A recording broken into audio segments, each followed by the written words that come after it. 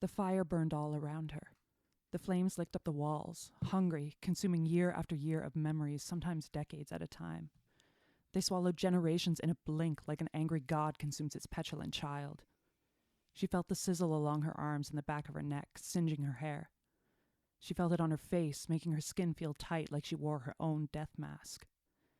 But at the heart of the fire where she lay, the most disturbing sensation was the cold. It emanated up from the body she curled herself around, as cool and still as the grave. Chaos wound itself in tight tornadoes around her, spinning so fast she couldn't tell the direction. She was stuck in the eye of it, glued to the ground, to the body who had, mere moments ago, housed a fire that could rival that of the inferno that threatened to consume them all. She felt it, the moment the fire inside him had gone out. She felt it in some unnameable place she was sure only existed to be broken. He was gone. He was gone, and all she could do was hold him and scream. But the smoke was too thick, the fire too hot, and the moment she opened her mouth, it came for her. It slid across her shoulders and around her neck, clawing its way into her mouth and down into her lungs. And she wakes up with a strangled shout. Show me your tits! Welcome to Eagle and Vice. This is episode 62. You've got a real attitude problem, McFly. You're a slacker. Born and raised in South Bay, lower class punk ass, I was Northwood grade. I had it made. Spent my nights drinking with my mates. Just a short bus ride up to PA. Red River Red. Then I hit the wall and I knew I had to bounce. They still say that 19 years ago, hell, I got the hell out. From time to time, you may see me hanging around. Now I feel like a stranger in this town. Crossing roads is where I learned to play. Westwood Tavern's where I learned to walk away. Yo, yo, yo. This is Eagle and Vice, episode 62, second podcast of the quarantine. I am here. My name is Mike, and I'm here with my co-host, Miss Steph Goodwin. What's up? Hello, how are you? Good. I'm good. I've been watching a lot of porn. How is that going for you? So good. Yeah? Yeah, it feels like I missed out on a lot. You know what I mean? Always working and making money and paying rent and shit like that. Sometimes you just need to, watch some porn. I remember when I was a kid, the first time I ever saw any pornography Mm-hmm. was my friend Jason back in Thunder Bay. He called me up and said, "Yeah, I'm gonna come over." I'm like, "Okay." He's like my brother. He had a big brother, Mm-hmm. and he's like, he gave me this tape, VHS tape. Okay. Of God. of porn. And I'm like, oh wow, cool. Like all I'd ever seen was like my dad's Playboys, so I know girls had like bits and pieces that were like exciting to me, right? Mm-hmm. And he came over and he's like, "Oh, okay, you ready? Are your parents home?" And they were like upstairs. He's like, "Just put it in and just we'll watch it." And I'm like, "Do you actually see the thing like go inside and stuff?" And he's like, "Just put it in." Oh my God. That's And what she said. Yeah, and I watched it, and the older I get, the harder it is to get like in that moment. You know what I mean? Where it's like, oh shit. It was like before the tape went in the VCR, I was like, oh, I'm gonna fuck my couch. Give me a shoe. I'm gonna fuck my shoes. And then he seen it, and then he played it, and it was like the first time I ever saw. Pardon me. First time I ever saw like sex on film. Changed my life, and I'm a better person for it. And I'm still obsessed with it now. Yes, I enjoy pornography. God damn it, so does everybody else. So go fuck yourselves, liars. I think I actually am trying to remember the first time I ever saw like a sex scene, like even a pretend sex scene in a movie, but for actual, I can't remember the first porn I watched. I used to watch Baby Blue 2 when when I was a kid back in like the what was that, the late 90s, early 2000s. That was that like softcore channel you could get. Oh, Blue Noir. Yeah, Bleu Nuit, basically. All right. Duh. La la la. No, But yeah, it was like the French channel where it was like this after one was in English. It was on City TV at like midnight on like Fridays and Saturdays. it was and like when softcore. yeah, it kind was of- basically softcore. And I had never seen anything like it. And I was like 11 or 12 and I just like couldn't sleep. So I turned on the TV and I was flipping channels and I was like, "Ah!" Yeah, but it was all titties. There was no wiener. I didn't know any better. Okay. And besides, it's me. I was like, tits, cool. Maybe that's where I don't know how I feel about that's this. Where you got that from Blue Nuit. From just watching Bleu Nuit and only ever seeing tits. Only ever seen Yes, tits, that's yeah. Maybe if you 1000%. maybe if you saw some more wiener, you'd be like, I like wiener too. I do like wiener too. Oh, okay, that's cool. But yeah, you know, what the fuck are you gonna do? I figure you can only watch so much Netflix. Mm-hmm. You can only watch so much CNN or Fox News or Global Yeah, global CTV. whatever. Don't tell me that people aren't out there if they're by themselves, sitting at home knowing they can't go out. They're eating like fucking chicken soup out of a can, and it's like you're sitting in front of your computer and you're not gonna fucking see what the sports highlights are because there are none. You're gonna go straight to the dicks and the titties. You're gonna go straight to the porn. At least I bet you I'm gonna say that out of like a 12-hour day, people wake up at like 7 a.m. They do? Oh, okay. People wake up at 9 a.m. and go to Ah. sleep at like 10:30. So in a 13-and-a-half-hour day, I bet you everyone puts in at least 45 minutes of porn at some point. Really? I think so. Are we talking every day? Yes. Really? Yeah, I'm going to say that. Yeah. Well, unless they're preoccupied with like wives and kids and husbands and all that shit. But I think you still like go to the bathroom and you sit down and have a deuce and you have your phone. You have your phone. Do you watch porn while you're taking a shit? No. Well, I think I have, yeah. Not as a priority. Like I'm gonna go take a shit, so Pornhub, baby. No. But yeah, if I'm in the middle of something, yeah, it's just one of those things. All right. All right. What? Nothing. Your fa- Nothing at all. Your face is very judgmental. It's not. That's just my face. Mm-hmm. That's all right. You enjoy you, baby. Well, I'm trying, you know. We all got to get through this in our own way, and if you can slip 45 minutes of porn in your day, it's okay. That's okay. I don't judge you. I judge you for other things. Oh, I'm sure you do. Yeah, I judge people for many things, but not that. Somehow this is still not a judgment-free zone. It's a very judgy zone. Yeah. No, it's judgment free. It's judgment free. Yeah. But I will judge you. I'm almost afraid to ask what you've been doing with the rest of your free time. What do you do with that other 11 hours and 15 minutes of 23 hours and 15 minutes of the day? A lot of cleanup. You know. A lot of Clean up after watching the 45 minutes? yeah, a lot of cleanup. Do a launder, clean some towels and some socks. Okay. Chase my cats around because one of them is puking all over the goddamn carpet every day. Maybe he's sick of watching you whack off.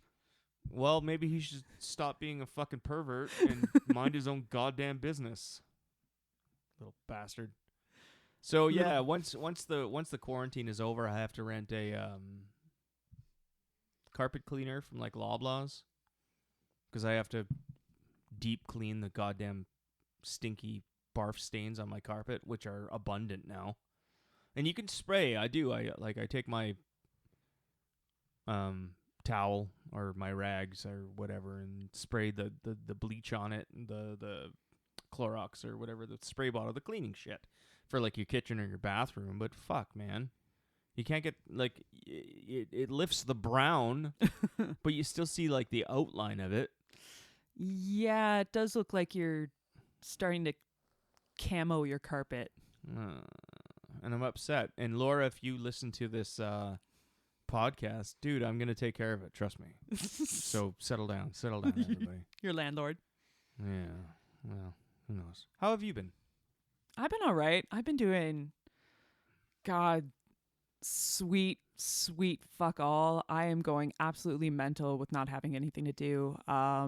You were kind enough to lend me a game, so I've actually been playing a lot of Pokemon, and I've been playing Jedi Fallen Order, which good game. It's a fun yeah, game. I've been enjoying that. It's what the hell is that kid's name? Something Monahan. Cameron Monahan. Yeah, 1000% Cameron Monahan and his floppy red hair. I'm enjoying it. The force powers are super cool. The combat is okay. I'm still shit at parrying blows. But the force powers are awesome, and I use those to kick the shit out of some people. But the maps, man, I can't fucking stand the maps. They're so hard to read in the little heads up display, and trying to find all the shit, because I'm a completionist, right? So I want to find every little thing. If you give me a list, like, find 16 of these things, and I'm stuck at, 15, I'm going to go fucking crazy trying to find that last thing. But I don't know. Other than that, it's been a lot of fun. Kashyyyk was lush and gorgeous, and it was fun to see all the Wookiees. Kashyyyk is the planet of the Wookiees. It is the planet of the Wookiees. Wookiees. Yep, you go and see their planet besieged by Empire douchebags and just absolutely plundering the fuck out of it and just whacking Wookiees left and right. That's a bummer, but fuck, man, you get to see Saw Gerrera. That was cool. Yeah, the young version, but it was still Fishburne, though, eh? That's not Fishburne. It's Oh no, you're. I always forget his name. Oh, not Lawrence Fishburne. It's the dude with the googly eye. It's not googly. No, it's super googly. It's not googly. Oh shit, what's his name? I know, it's awful. I know Forrest Whitaker. Forrest Whitaker. Forrest Whitaker. Yes. Yes. Yeah, his googly Whitaker. No, that was rad when you were in like the ST-AT or whatever. And yeah, you were, the like, AT-ST, that was really cool. Or sorry, no, it was just Maybe no, it was just a full on. No, it was an AT-AT. Yeah, it was a okay. full AT-AT. Yeah, that was super cool. Going underwater, I did not like at all. Because you and I share a similar anything underwater in a video game can fucking. But you and I, it's the worst. You and I share similar fears in that as soon as I got into that like cloudy water, I was just waiting, and I know you would have been too, just waiting for something to come out of that water at me. Yeah, I was some weird fish monster thing that I would monster, yeah. that I would have to somehow fight with my fucking laser sword underwater. But no, it didn't happen. So I unclenched. But no, it's been really fun so far. I like the tiny robot. Good. Yeah. Oh, BD1. BD1. Yeah. Right. Yeah. BD. Hey yo, shaking up, don't see to bottle of ba ba ba ba see ba ba ba ba ba ba boo chabby beep sound. How Harry pop battle boop bap kaboodly bap schmow. I was just gonna let you see. I'd just let you go. See how long you did that for. I've been cooped up a long time. He's starting to lose it. Yeah. Anyway, let's play a song. This is a song from a fucking awesome band that I kind of had some time in with. This is a song called "Run" by my good boys, my good buds. Hearts and Minds, those fuckers. Miss you guys. I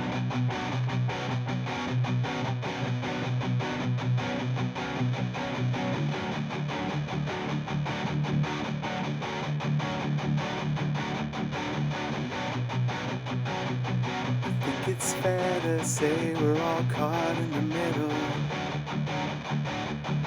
Two opposing sides that just can't give a little. At each other's throats, we're not solving the riddle. The city burns around you, you're playing the fiddle. Street lights reflected off the wet cement, shielding your eyes to hide your malcontent. Should you miss a step or stop to catch your breath? A traitor lives, a true man's put to death. Can't you see we're falling? Falling faster than we'll ever fly. So we just walk around our whole lives blind, waiting for the day we'll finally run.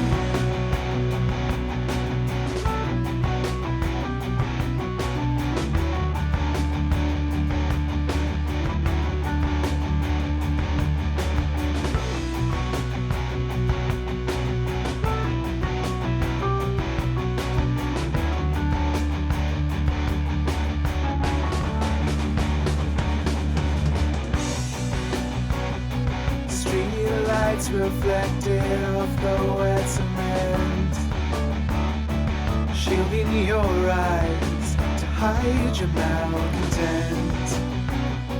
Should you miss a step or stop to catch your breath? A traitor lives, a true man's put to death. Can't you see we're falling? Falling faster than we'll ever fly. So we just walk around our whole lives blind, waiting for the day we'll finally run. Waiting for the day we'll finally run. Waiting for the day we'll finally run.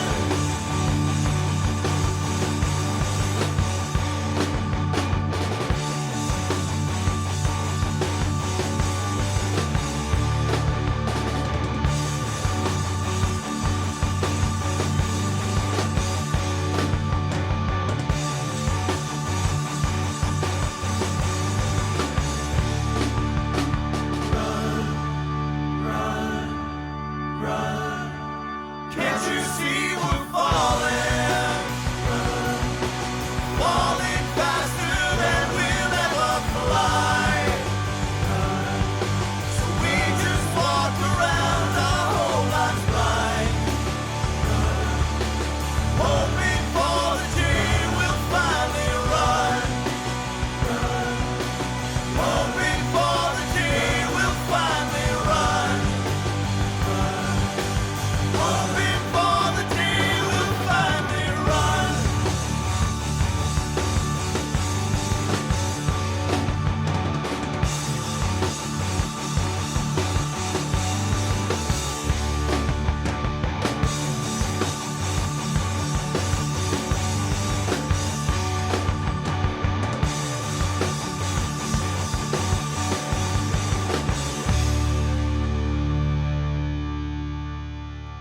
Hey, we're back. This is episode 62 of Ego and Vice. So, what else have you been up to when you're not indulging? How have your television programs been? Programs? Dude, pretty much just watching a lot of wrestling because I have the WWE network Mm-hmm. and also on YouTube, and I've been doing a lot of wrestling podcasts. You have? Yeah, How much wrestling podcast? all of them. There's a guy named Conrad. Oh God, I can't even remember his name. Connie, everyone calls him, but he does Eric Bischoff podcast on Mondays. He does Tony Schiavone on Tuesdays. He does Arn Anderson on Wednesdays. He does Jim Ross on Thursdays, and he does Bruce Pritchard on Fridays. So it's a full week of Holy shit. pro wrestling podcasts, and that's what I do when I go to work. I'll just put on the podcast and I'll listen to it because I'm a wrestling purist, my friend. I love the wrestling. I love the history of it. I love the psychology of it. I just love the whole business. I do, and I love the talent, and I love the idea of wrestling. And there's not a wrestling question out there, honestly, that anybody could ask me, and I I challenge anybody. You know, people think like wrestling, oh, that's that WWF stuff. And yes, I know it's fake, you fucking assholes. But it doesn't matter. So's Beverly Hills 90210, but you fuckers still shed a tear over that bullshit. So there is not a wrestling question, past nor present, that I would not have the answer for, because I am a wrestling historian. I am a pro wrestling historian. I know everything. That's a hell of a gauntlet to throw down. I swear to God. You ask a question. I'm up for the challenge. I bet you I can answer it. The fucking funny thing is, though, is that there's very few people that I know that could ask the right question. You know what I mean? Probably, yeah. If They'd you want be to do a like- deep cut. They'd be like, who's the big balding blonde guy from the 80s that won the belt? Hulk Hogan. You know what I mean? Like, Yeah. It's just like, go fuck yourself. Challenge me, people. Challenge me. What's a question you would ask someone if they threw down that same gauntlet of like, I know everything? What's like some deep cut, obscure question that you would ask? All right, I'll combine it with modern day wrestling. Okay. Why is Nick Jackson called Road Warrior Buck? Why is Nick Jackson called Road Warrior Buck? Yep. I have no idea. I know you don't. I know. Why? No, I'm not going to tell you. I want to know now. Well, let's see if anyone else can answer that. All right. Uh-huh. They're going to turn to the Google. Yeah. So, how about you?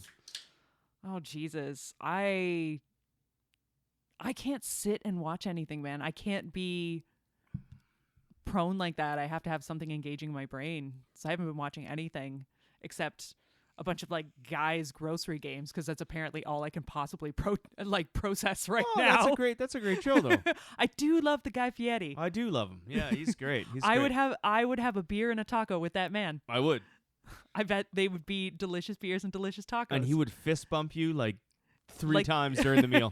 you would be feeling so positive and like pumped up after like hanging out with that guy. I had a so aggressively positive. I had a friend, who's that artist that paints all the flames and the skulls, and he's all Oh, are we talking about like old school tattoo artists like Yeah. Ed Hardy? Ed Hardy. That my friend used to Nailed say. it. My friend used to say Guy Fieri is a Ed Hardy painting in real life. That's who he is. Yep. He is an Ed Hardy t-shirt. Yeah, right. Just it but sprung a real a head. but a real person. It sprung like a body outside of it. But yes. I trust that man. I would go eat tacos Oh, at he his seems taqueria. like a good dude. And his sons' names are Hunter and Ryder. Yeah, bro, your sons are rad. Yeah, I mean, if he had a third kid, he'd have to name them Gatherer, I feel like. But Or like When does- Spike? when does a celebrity ever have a normally named kid? No, but it's so fitting for him though. Like the whole Ed Hardy spiked hair bullshit. Yeah. And the t-shirts, my son's name are Hunter and Ryder. Bro.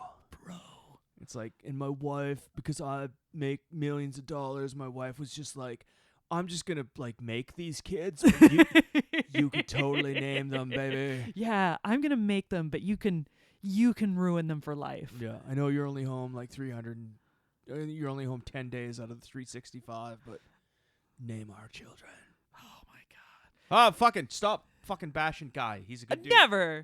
Never ever. Yeah, he's the host of All Hostesses. The only other host that I enjoy more is, or on the equal level, is Steve Harvey, who hosts Family Feud.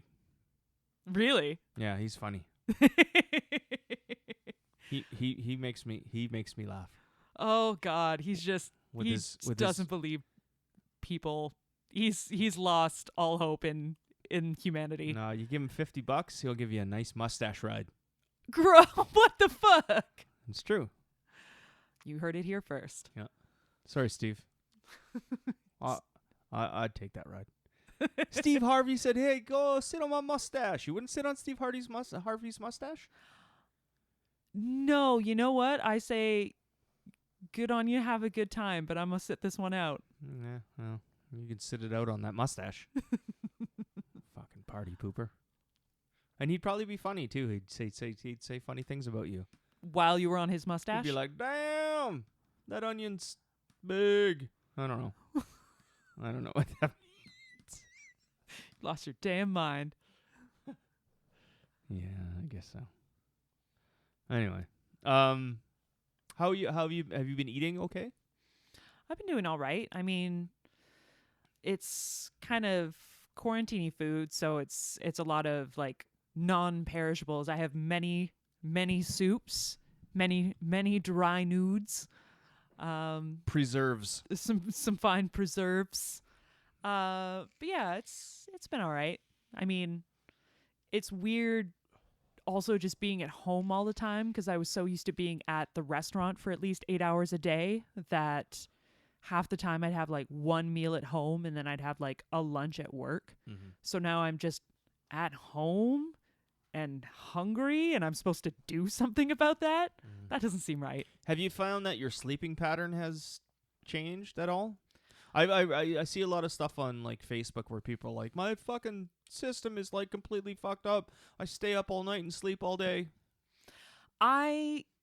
For a long time, I was very much a night owl, so I naturally kind of want to sleep in a little bit in the mornings, but I had gotten myself, like, I was very much not a morning person, but from working in the industry in the early mornings for so long, I had developed that.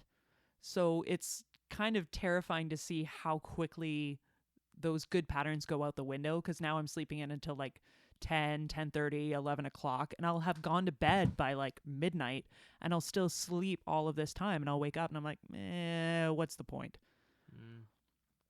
Yeah, that's fair. But when you do sleep, because I sleep next to you, you have some trouble falling asleep because your brain is like a little A whirling dervish. like a mouse in a wheel. Yeah, Do, very do, much do, so. do, and the mouse is like meow meow meow meow meow.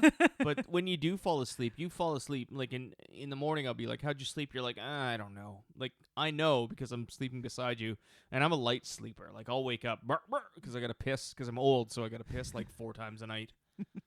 When sometimes I just like wake up and be like, "Oh God, I gotta piss," because I was dreaming about having to piss. And then I'll just try and fall back asleep, and then I wake up and I have to like double piss. But you're like out, you're snoring. Oh, Yeah, and then when it comes to like the morning, I'll be up at, I don't know why, I guess it's my internal clock. Plus I'm still working, so it's not Yeah. like whatever. But I'll wake up at 6:30, 7 o'clock for some reason, and I'll get up and I'll go to the bathroom and I'll play for your on my 12th time that night. play on my phone and hit the vape a couple times. If there's beers in the fridge, I'll have that nice morning cocktail. And then I crawl back into bed with you after an hour, and you are fucking out. So you sleep good. Well, You- that's the drugs. That's the medication that just like puts me right out. Well, that's good then. Yeah, it's good. It means it's working. Yeah. I'll Yeah, still yeah. I'll still wake up all sore and be like, it doesn't feel like I've really been asleep, but I'll wake up and I'll be okay. I'll Well, make that's it through good. another day. You know, that's important. We always make it. We have each other. We do Yeah, so in this time of crisis. I know. And you're the only person I hang out with outside of the, I don't know, the quarantine zone, the neutral zone. I was the only person you hung out with before the quarantine. I know, zone. so my life hasn't, and I'm still working, so my life hasn't changed all that much. So fucking booyah. Anyway. Yeah, so I'm going to play a song for you, my love. This is something I recorded, which I forgot I did, but this is for you, my quarantine buddy. I love you. I have wandered through the dark, through the dirt. I was hurt, and in the end I came back to the start, and I stumbled. Lord knows how I stumbled.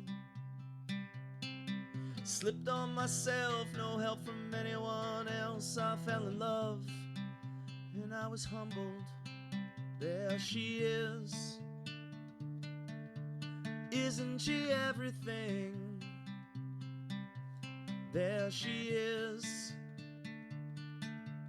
Isn't she everything? Down at the bottom, I found the things I'd forgotten. And despite all I've done, I can learn, and this time I'm gonna hold on to that. I'm gonna forgive myself, and then ask for forgiveness. Crossing my fingers and toes, 'cause God only knows that I need this. Lord, how I need this. There she is.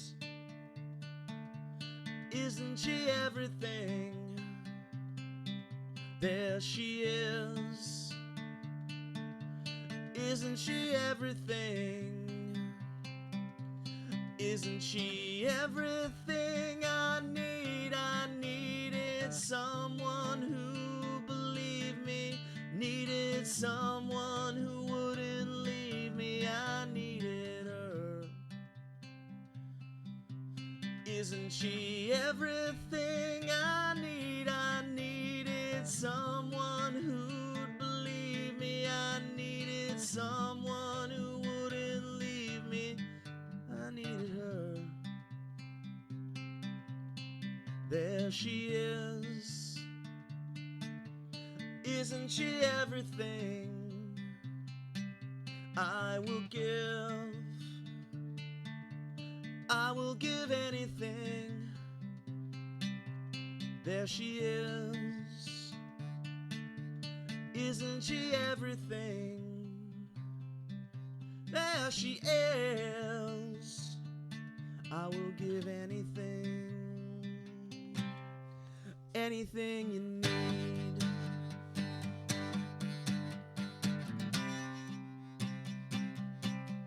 Anything you need.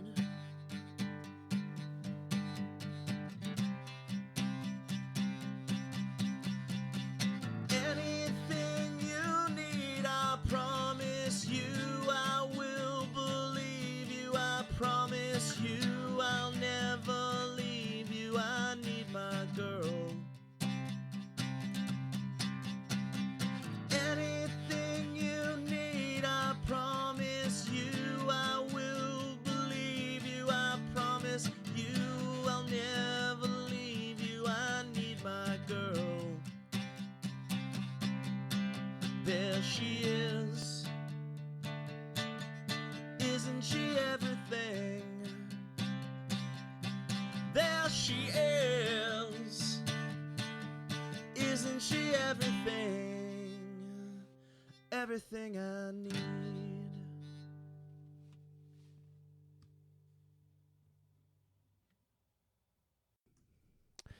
Yeah, so I just barfed.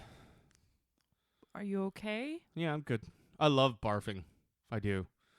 I'm a over barfer. You know that. I do. It concerns me. Like in like a week. And it's not just all booze. It's just sometimes you just have to barf. Like people fight. There's people out there that are deathly afraid of like throwing up. Yeah. But it's so great. It just makes you feel so much better. Like I don't force myself to throw up. I'm not like bulimic or anything like that, but sometimes my stomach turns in a weird way, and yeah, it probably has something to do with the beers as well. Yeah.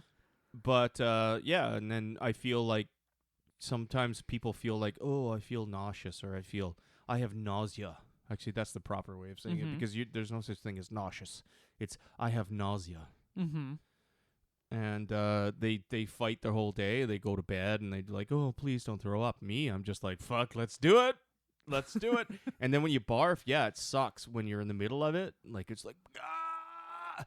But it's like, other than, I'm sure there's worse ways you can feel, but this is the most natural way you can, like, feel at your worst. But it's also a way to, like, feel better. And once I'm done, like, barfing, fuck, I feel like $1 million. I could go out and I could go out and run around the block right now. You want to see? You want to see it? Do it, you coward. No, it's too much. Oh, but you feel better. You feel okay. I love it's like an emotional release, physical and emotional release. And when I'm in the moment, it's like, I know me, man. Oh, who the fuck it? What an asshole, eh? What an No, asshole. it's true though. It's just like other than like dying of some horrible disease, and I feel for anybody that is, but just being a natural worst case scenario feeling, it's probably throwing up. But for me, it's just like sweet. Yeah, I'm gonna sleep good tonight. Well, I'm glad you're all right. I'm glad you're feeling better. What's your take? Oh God, I'm not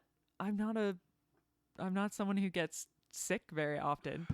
There was one time, if we can cover that. Oh no, I already hate this story. I can't remember what we were doing the night before. Do you remember? You know the day I'm talking about. Yes. What were we doing the day before? Drinking like it was the end of the But world, where probably. Where were we? What were we doing? Were we at was that the face-to-face show? It was. Okay, we went to the Bronson Oh, Center Jesus. to I see the hate band it. face to face, and the show was fucking killer. It was awesome. Yeah. And we had a good time. I but- just remember the signs that said no moshing. and Steph and I are Coors Light. We're light beer drinkers. Yes. You know, once in a while, if a shot comes our way, we'll do a shoot, but Mhm. not very often. We'll drink the light beers, and our bodies have been accustomed to that after like fucking 5 years together, right? Yeah. So that night at the face-to-face show at the Bronson Center, I think they were serving Bose. Was yes, it Bose? it was Bose. Yeah, so it was like this thick malty fucking hoppy shit, but we're like, oh fuck it, and we smashed them. We smashed them. Well, we drank them like we would drink our regular beers, which is not the same. Yeah, and then we came home, and I'm sure I always have beers in the fridge. I'm sure we had a couple before we went to sleep. And Steph passed out pretty quick, Yeah. and I don't think I worked that day. You had to work in the morning though. She had to be at Yes. work at like 7:30 or something. Yeah. And as soon as we woke up, she like darted to the bathroom. I was like, this is it. This Yeah. is me dying. And I'm you, dying. You were fucking barfing a lung, and I was just kind of standing there like, damn. Like I didn't feel much better, but I wasn't where Yeah. you were. I was just like, fuck, okay. And I remember I went in the bathroom, and you were at the toilet naked, completely naked, and you were all sweaty, and your hair was all fucking sideways, and you're like, I'm really glad you're telling this yeah. story. It's like, you have to call my work. I'm like, me? Why the fuck do I get? Please just call them. So I ended up calling her work unnamed. And some guy answered, and he's like, hello. I'm like, yeah, I'm calling for Steph. She's really sick, and she's not going to be in. And the guy's like, so you're telling me she's not going to be in? Yeah, that's what I'm telling you. He's like, okay. Hung up the phone, and I'm like, yeah, you're fired. Yeah.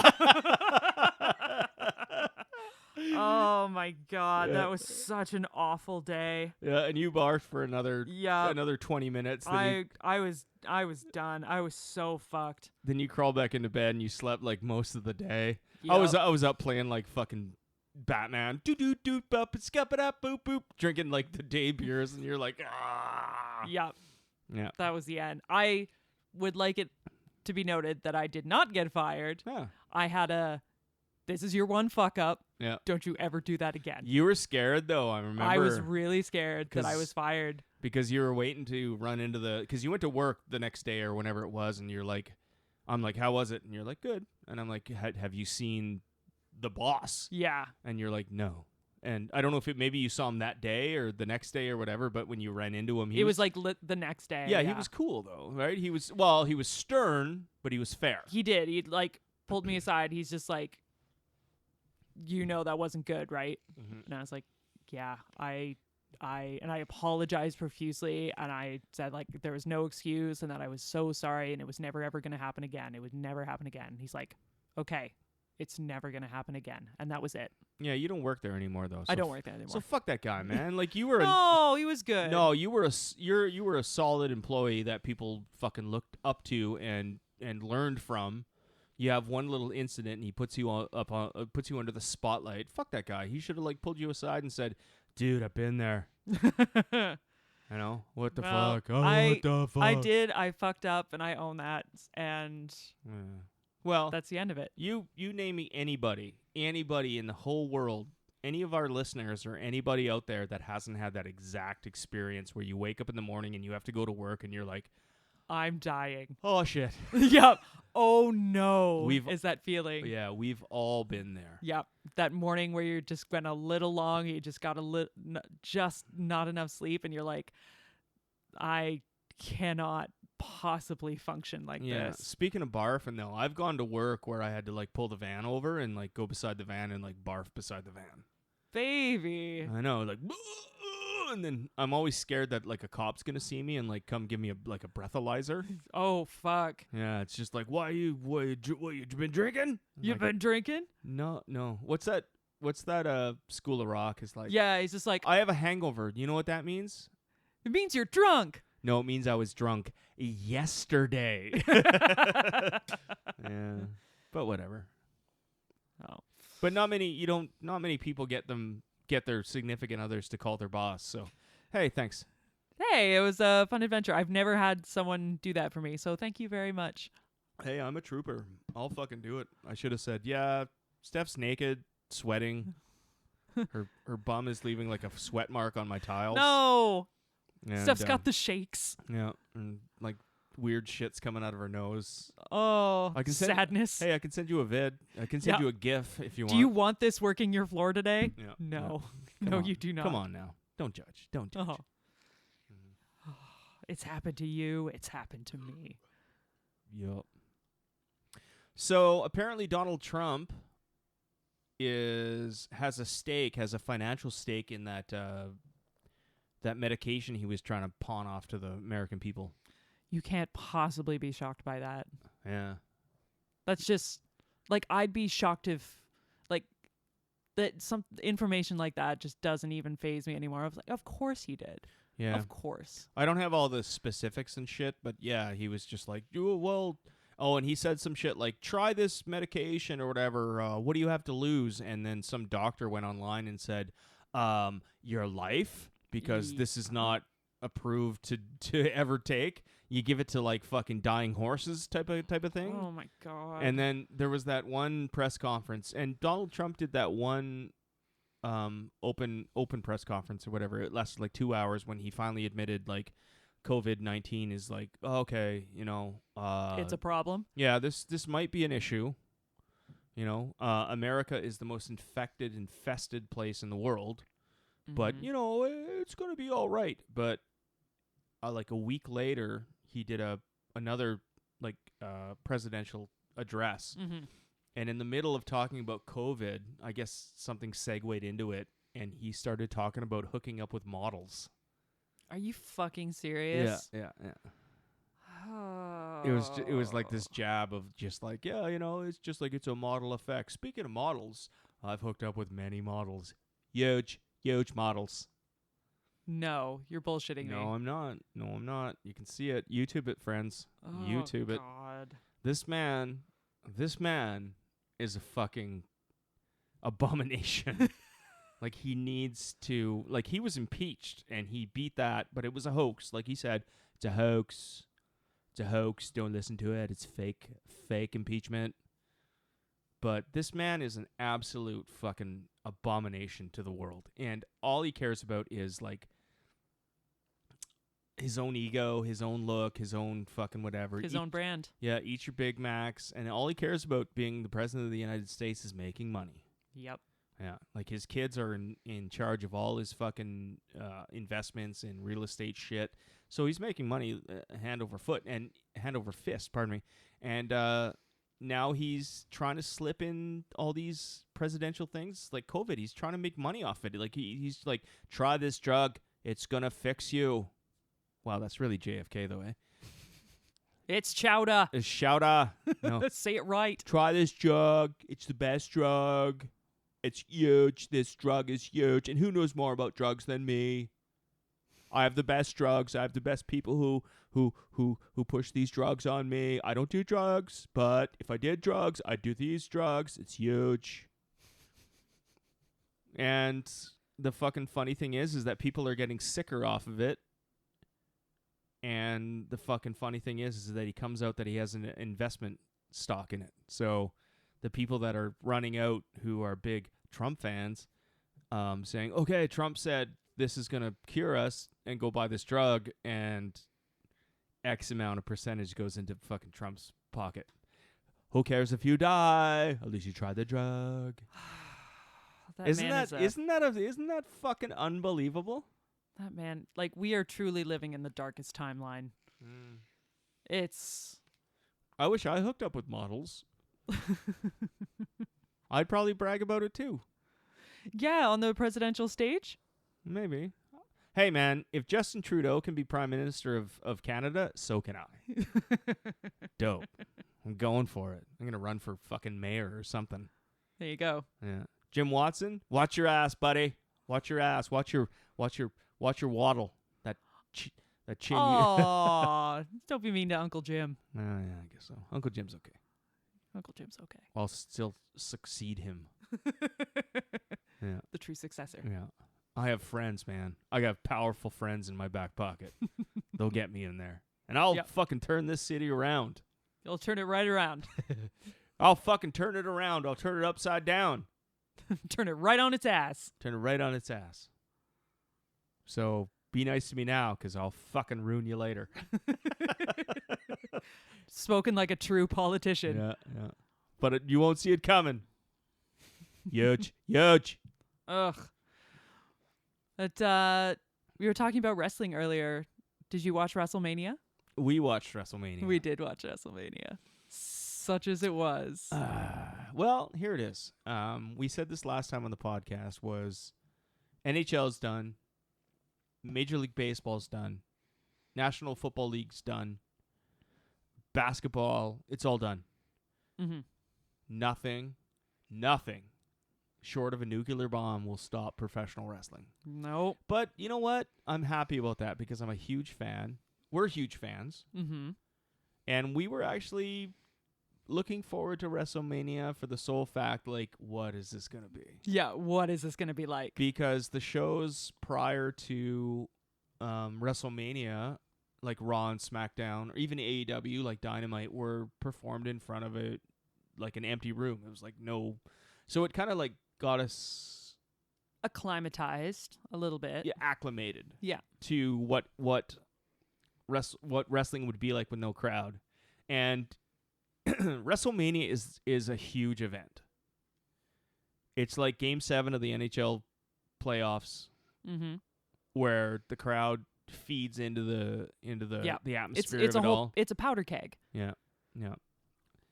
And it was what it was. It was a bunch of matches in an empty arena. Mm-hmm.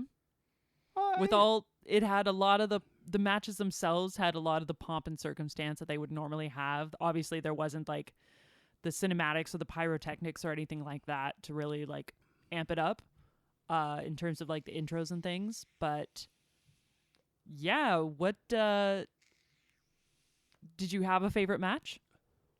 Because well, first of all, there were two. There were two nights.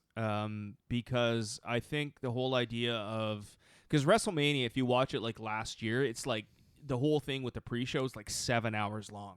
Yeah, but that's in front of a crowd, like a bubbling crowd, a volatile crowd. So it's like, okay, we can do this.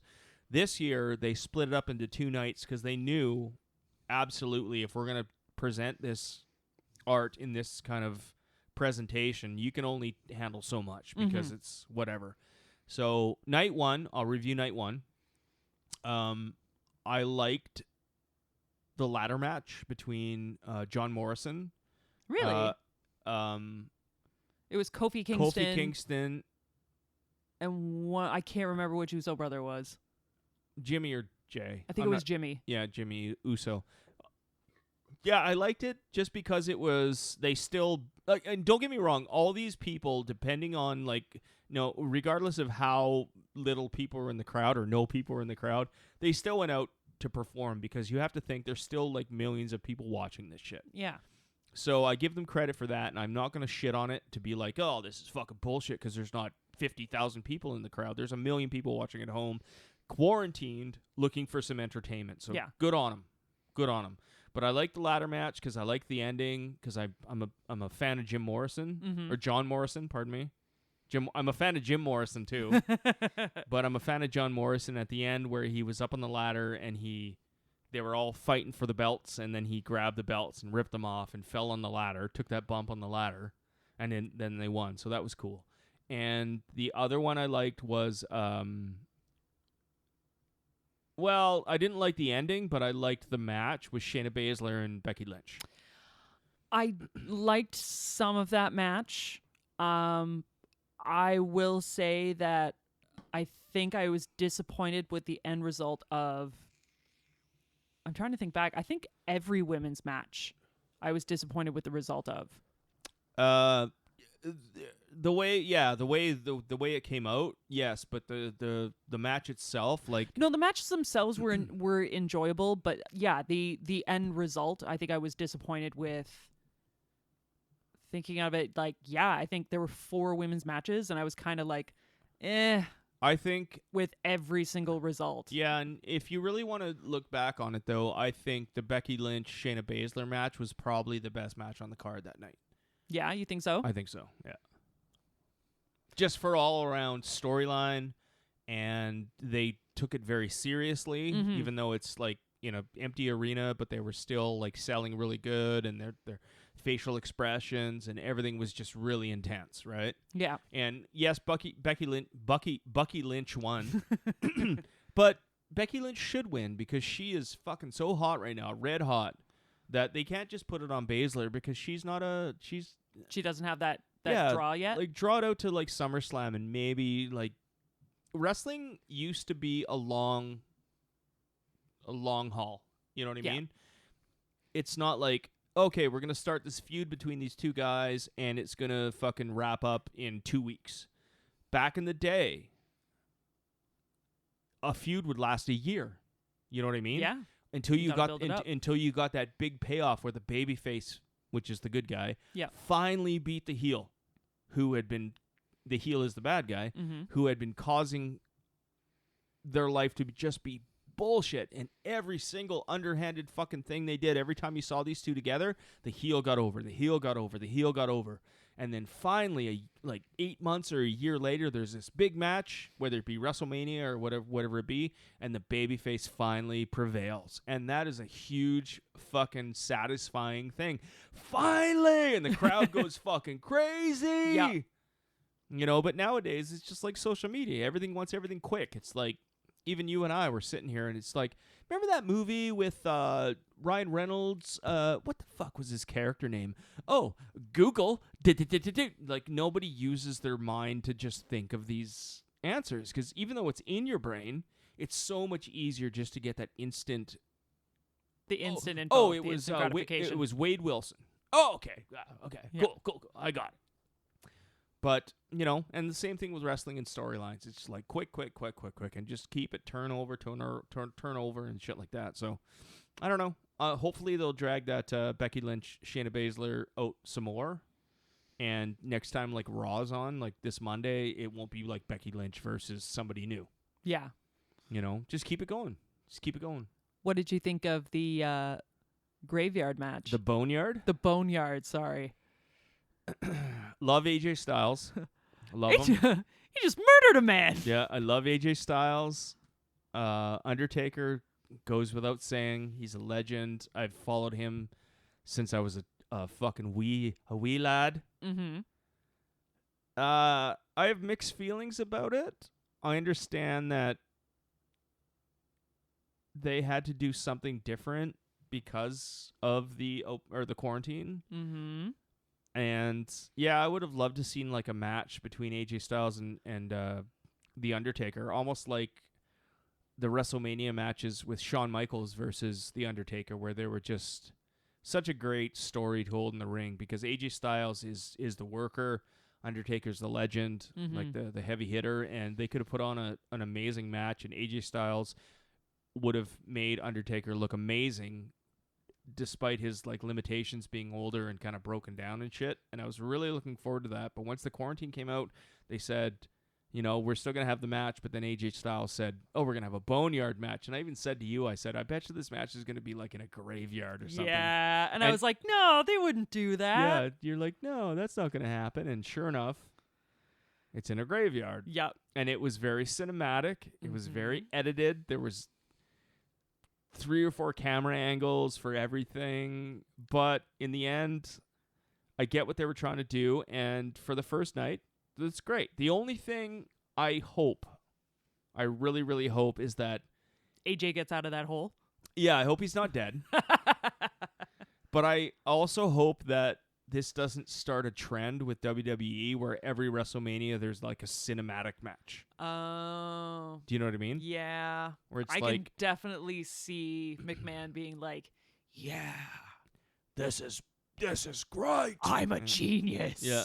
Where they have matches in the ring, but then everyone in the crowd has to turn their attention to the Jumbotron or the Yeah, even though Titantron they're all paid to just fucking be there and they Yeah. could watch that at home. and watch a 20-minute theatrical edited match, Yeah. right? I guarantee it'll probably happen again because it happened the next night. Yes, it did. So let's talk about night 2. That Firefly Funhouse. Yes. I don't remember most of the matches on night 2, but what I do remember is the Rhea Ripley Charlotte Flair match. Yep. Again, the women best match on the night. That was a great fight. And kind of sucks that Charlotte Flair won Yeah. just because she's a 10-time champion and she's only been around for like 4 or 5 years. Jesus Christ, give Yeah. Rhea Ripley a rub. Like, give her a push. Yeah. But the match itself was believable. Mhm. It was intense, and I love Rhea Ripley. I Yeah. love Charlotte Flair, too, because she could fucking kick some ass. Yep. And she's super believable, but it was awesome to see somebody, and it wasn't like Becky Lynch or Sasha Banks versus Charlotte Flair. Like, Charlotte Flair's like 6 feet tall. Sasha Banks is like 5'5". Yeah. It was like a girl that was like fucking eye to eye, right? Yeah. It Big, was another big girl. big, broad-shouldered, tough girl, and they put on a great match. They really did. It's just a shame that the WWE upper brass decided to give it to Charlotte. Yeah. Again. Yeah. Well, it's her first NXT belt, but just give her it's another her, belt. It's her 3rd NXT belt. Is it? Yeah. I thought it was her first one. She was the 2-time NXT champion before she even made the big roster. Shit. Yeah. I did not know that. Yeah. I can't really remember much of any of the other matches other than the Well, there that was particular fight, the Funhouse match. and the last man standing between Edge and Randy Orton, which went on. Oh, which went- Jesus. Which went on for 45 minutes. That went on for at least 20 minutes too long. It was 40 minutes. It was Yeah. 40 fucking minutes. They Yeah. went all the way through that entire arena. There was one spot that I even commented on, which I've heard some like backlash from, is where Randy Orton was like, he basically hung Edge off that a pull down machine. Yeah. And with all the hype about Dark Side of the Ring right now, and they just aired the Chris Benoit story, Yeah. and that's how he ended up. He killed his wife, then he killed his kid, and he hung himself off the weight machine. Mm-hmm. And then, I don't know, 2 weeks later at WrestleMania, Randy Orton put Edge, the thing hung around his him neck, and hung him from the weight machine. It's just that was not good. and the fucking funny thing, it's like pre-taped, so it's like, couldn't you have like, Yeah, did nobody look at this and think this might be a problem? yeah. Oh, Jesus. And then the last thing was the Firefly Funhouse match. Yeah. With the Fiend and John Cena. Yeah. and That was weird. coming off the night before with the Boneyard match of Undertaker and AJ Styles, then it was just like, okay, another cinematic match. But it was like all over the place, and John Cena went back to his ruthless aggression with his orange tights. Then he was the Doctor of Thugonomics, and then he joined the NWO because everyone wanted Cena, the bright spot, Cena, good guy for all time. The whole NWO thing was to be like the heel turn that he never did.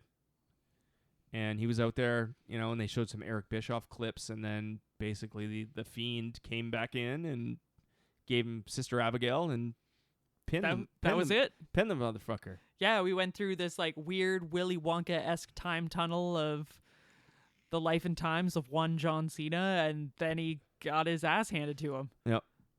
And the last match, which is the biggest out of anything that happened on this 2-day WrestleMania, this was the biggest crime, is that Drew McIntyre beat Brock Lesnar. Yep. But if you know his story, this is the biggest, I won't say sad, but it's just like injustice. Yeah. It's like he couldn't finally win the big one in front of 80,000 people. He had to do it in front of 2 cameramen and 2 announcers. Yeah. I've been rooting for Drew McIntyre for some time, and after watching some of his like behind the scenes like personal shit for leading up to WrestleMania, I felt, again, I was like, I'm happy he has it, but I felt so disappointed for him. Right? For him, that it was like this was this moment that he's been like struggling for so long, and it finally happens, and it's in an empty arena. Yeah, and he deserves it, and I would have loved to see him win that belt and just the pop of the crowd. Yeah. Have everybody just lose their fucking minds. And let him do his like parading around on the corners, showing the belt and stuff like that. You hear that in the background. Yeah. Oh well. Well, I don't know, man. Huh? That's all you got? I don't know. Wow. I feel bad for the guy. All right. Well, okay. We're going to stop talking about wrestling because I figure it's like a very polarizing thing and nobody wants to listen to anymore. But this is Ego and Vice episode 62.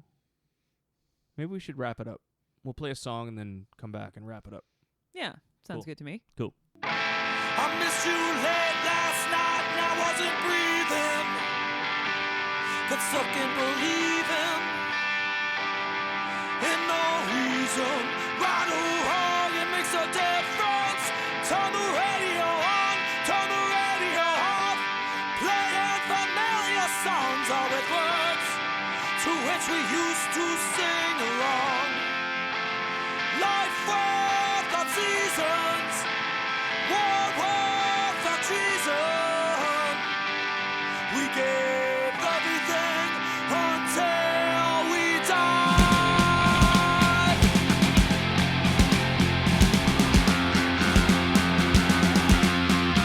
We had no decision, being poor, didn't vote for this war, had to settle the score, only looking for some traction or reaction to the blank expression on your face.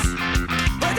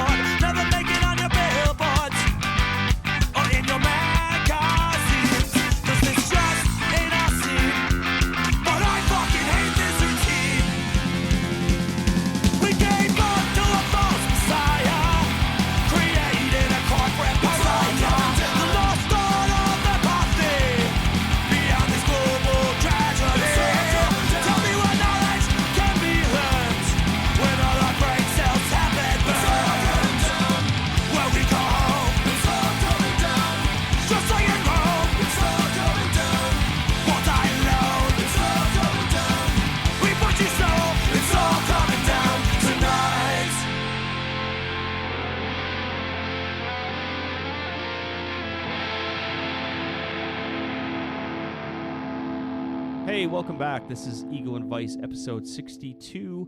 We're going to wrap this up because we talked about wrestling way too long. We're over the hour mark now, and well, I apologize. I am also very sorry. Yeah, we talked about wrestling for at least 20 minutes.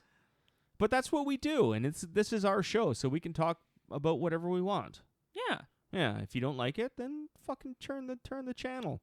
Go listen to some like radio that's broadcasted from people's homes. It sucks now. Everything sucks now. Anyway, We're ruined. I'm just kidding. But for my co-host, Miss Steph Goodwin. Thank you for having us. Yeah, and my name is Mike. This is Ego and Vice, episode 62. We'll see you next week. Stay safe, everybody. You've got a real attitude problem, McFly. You're a slacker. Born and raised